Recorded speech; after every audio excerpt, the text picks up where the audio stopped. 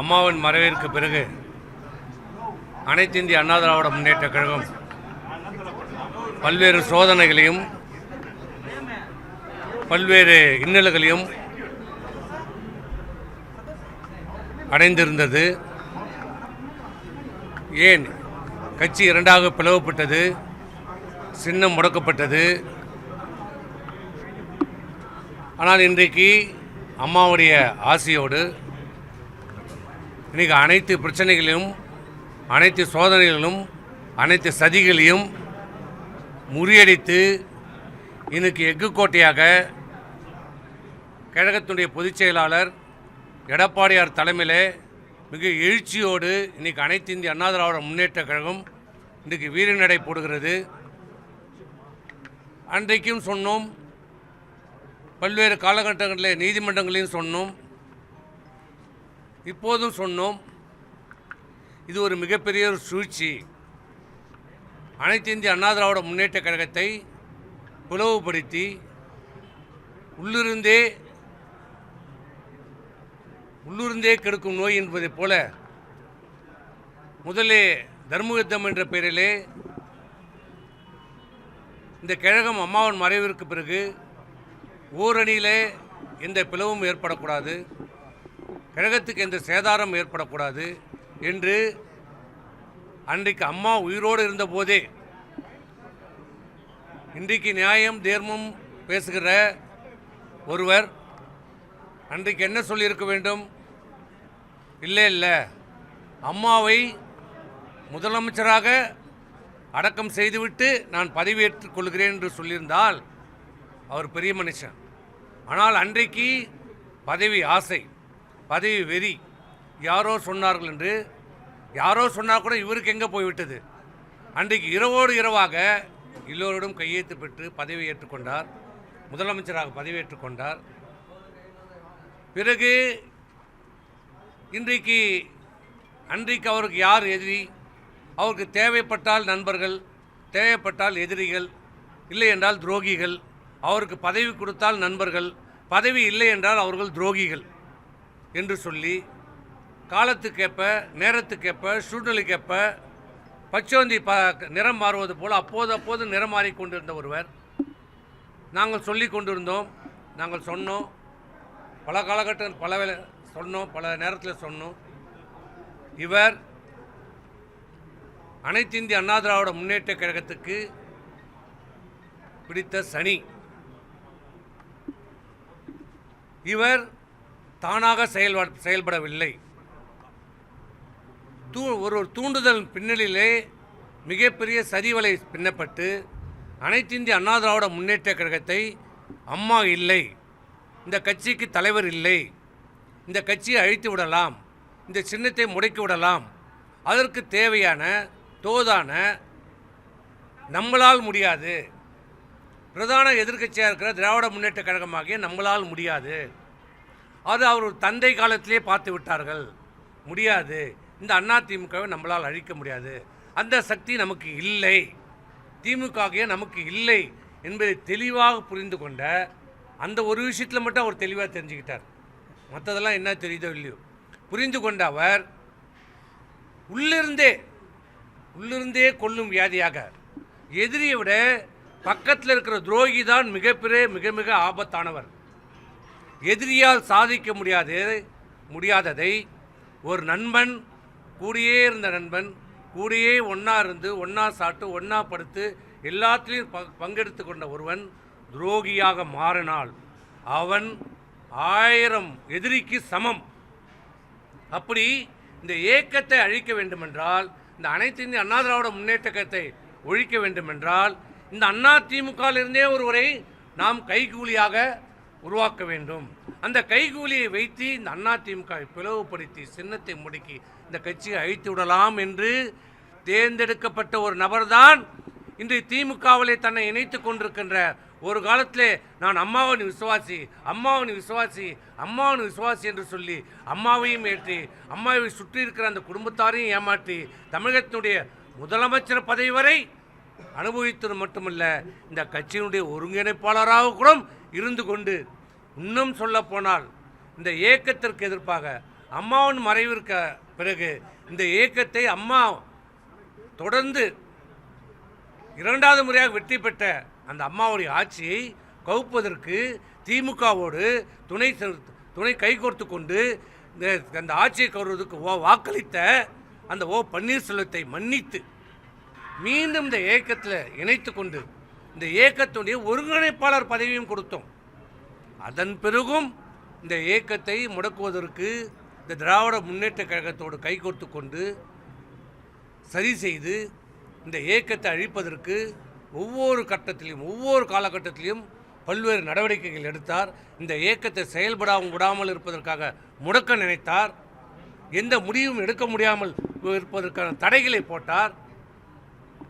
ஒவ்வொரு முடிவு எடுத்தாலும் அதற்கு காலந்தாழ்த்தினார், முடக்கம் செய்தார், செயல்படாமல் பார்த்து கொண்டார். அதிமுக வேகமாக செயல்படாமல் பார்த்து கொண்ட பணியை, திராவிட முன்னேற்ற கழகம் செய்ய வேண்டிய பணியை, திமுக செய்ய வேண்டிய பணியை உள்ளிருந்தே அண்ணா திராவிட முன்னேற்ற கழகத்தில் இருந்து அது அண்ணா திராவிட முன்னேற்ற கழகத்துடைய ஒருங்கிணைப்பாளராக இருந்து கொண்டே அந்த பணியை அதிமுக எதிரான பணிகளை செய்து கொண்டிருந்த ஒருவர் பிறகு எந்த இயக்கம் அவருக்கு பதவி தந்ததோ, எந்த இயக்கம் அவருக்கு சேர்மன், நகரமன்ற தலைவர், சட்டமன்ற உறுப்பினர், அமைச்சர், தமிழ்நாட்டுடைய முதலமைச்சர், இந்த இயக்கத்துடைய ஒருங்கிணைப்பாளர் பதவி தந்ததோ, இந்த அலுவலகம் இந்த அலுவலகம் புரட்சி தலைவர் எம்ஜிஆருடைய துணைவியார் திருமதி ஜானகி அம்மையார் கொடுத்த இந்த இயக்கத்திற்கு கொடுத்த தானமாக கொடுத்த எந்த எதிர்பார்ப்பும் இல்லாமல் எந்த ஒரு நயா பைசா வாங்காமல் இந்த இயக்கத்திற்காக கோடிக்கணக்கான தொண்டர்களுக்காக தானமாக வழங்கிய கோயில் போன்ற அதிமுக தொண்டர்களுக்கு கோயிலாக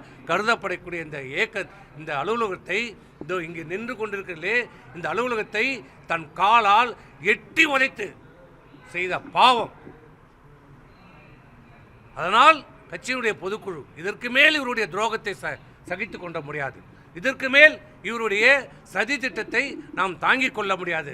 அனைத்து அண்ணா திராவிட முன்னேற்றத்தை அழித்து விடுவார் என்று பொதுக்குழுவால் முடிவெடுக்கப்பட்டு இப்படிப்பட்ட சதிகாரர்கள், துரோகிகள், கைகூலிகள், காட்டி கொடுப்பவர்கள், எட்டப்பர்களை இந்த இயக்கத்தில் இனி இருக்கக்கூடாது என்று பொதுக்குழு தீர்மானம் ஏற்றி இவர்களை வெளியேற்றியது.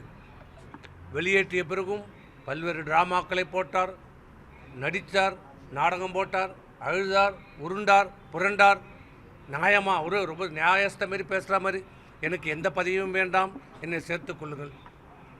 பாம்பை வீட்டுக்குள்ளே என்னாகும், ஆமையை வீட்டுக்குள்ளே விட்டா ஆமாம் அமைதியாக தான் இருக்கும், ஆனால் வீடு விளங்காது, நாசமாக போயிடும். எனக்கு எது வேணும்? எல்லாரும் ஒருங்கிணைக்க வேண்டும். திருமதி சசிகலா அவர் ஒருங்கிணைக்க வேண்டும், டிடிவி தினகரனை ஒருங்கிணைக்க வேண்டும், ஓபிஎஸ் அவர்கள் வந்து இப்படி ஒரு முறையும் சொல்லினார். ஆனால் இவங்க 3 பேரும் ஒன்றா ஒரு நாளாக பார்த்துக்கிட்டாங்களா? தயவு செய்து நாட்டு மக்களை கேட்குறேன், இவர்கள் பேசியதை இந்த பத்திரிகைகளும் ஊடகங்களும், சில பத்திரிகைகளும் சில ஊடகம், நான் எல்லாரையும் சொல்ல மாட்டேன், இவர்கள் பேசியதை நியாயப்படுத்தி இன்றைக்கி பத்திரிகைகள் கூட எழுதியிருக்கிறாங்க. இன்னமும் ஒரு தியாகம் செய்துட்டு இன்னமும் வேற ஒரு கட்சிக்கு போகிற மாதிரி இன்னும் எழுதுகிறாங்க. இதே நாங்கள் யாராவது செய்திருந்தா எங்களை கழுவி ஊற்றிருப்பீங்க. இது எங்களை கழுவி ஊற்றிருப்பீங்க. ஆனால் இன்னமும் ஒரு பெரிய தியாகி, ஒரு தியாகம் செய்துட்டு திமுகவுக்கு போகிற மாதிரி இன்றைக்கி பத்திரிகைகளை ஒரு தோற்றத்தை, பிம்பத்தை உருவாக்க பார்க்கறது. ஆனால் இவர் யார், எப்படிப்பட்டவர்? நான் அதிமுக ஒருங்கிணைக்கப் போகிறேன், அதிமுக ஒருங்கிணைக்கப் போகிறேன்னு சொன்ன இவர்கள் என்றைக்காவது எப்போதாவது இவர் யாரோட ஒருங்கிணைந்து போயிருக்கிறாரா, பேசியிருக்கிறாரா? இன்னைக்கு திமுக போய் பார்க்குறாரு, அப்புறம் மறுநாள் போய் அமித்ஷா போய் பார்க்குறாரு, அப்புறம் அங்கேயே போய் பார்க்குறாரு, அப்புறம் இலங்கைக்கு போகிறாரு, எங்கே போகிறார், எங்கெங்கேயோ போகிறாரு, யாரையே பார்க்குறாரு.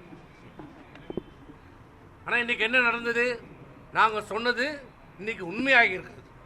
இன்றைக்கி உண்மையாகிறதுல ஊடக பத்திரிகைகள் நாங்கள் கேட்குறோம், பொதுமக்களையும் நாங்கள் கேட்குறோம். நாங்கள் அன்றைக்கி சொன்னது இன்றைக்கி உண்மையாகி விட்டதில்லை.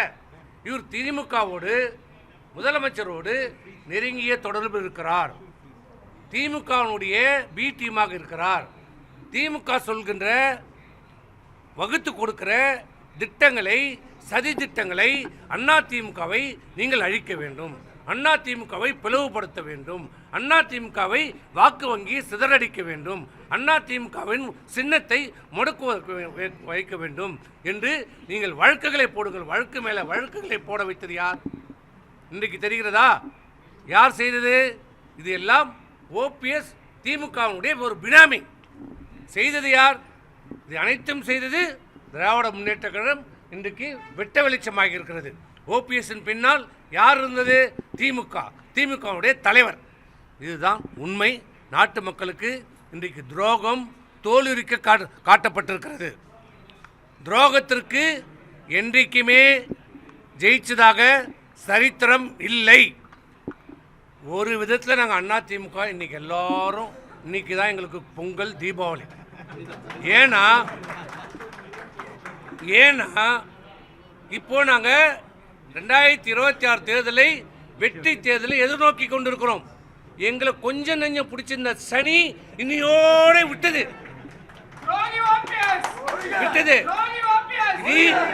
எங்களுக்கு பூசணிக்காய் சுத்தி திருஷ்டி சுத்தி போட வேண்டியது தான்.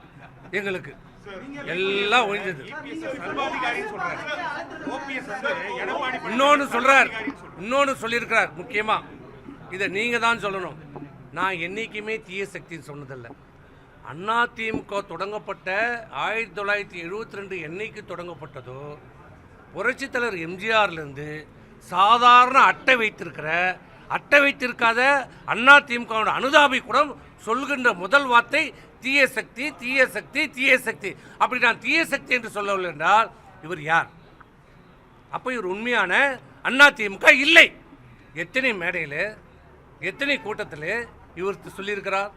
இன்றைக்கு அப்பட்டமாக பச்சை பொய்யை இன்றைக்கு சொல்லுகிறார்.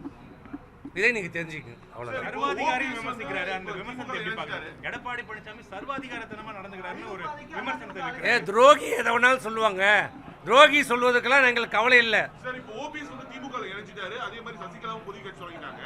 இப்போ இங்க அதிமுக இந்த சட்ட ரீதியான பிரச்சனைகள் எங்களுக்கு சட்ட பிரச்சனைகள் அனைத்தும் எந்த பிரச்சனை வந்தாலும் அதிமுக சந்திக்கும், எதிர்கொள்ளும்.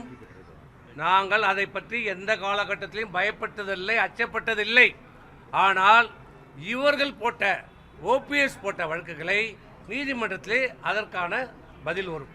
நாங்க இருந்த வரைக்கும் தான் தேனி மாவட்டத்துல வந்து அதிமுகவோட கோட்டை, இப்போது ஓட்டைன்னு சொல்றாரு ரவீந்திரநாத். அந்த ஓட்டை இவர் துணை முதலமைச்சராக இருந்தார்.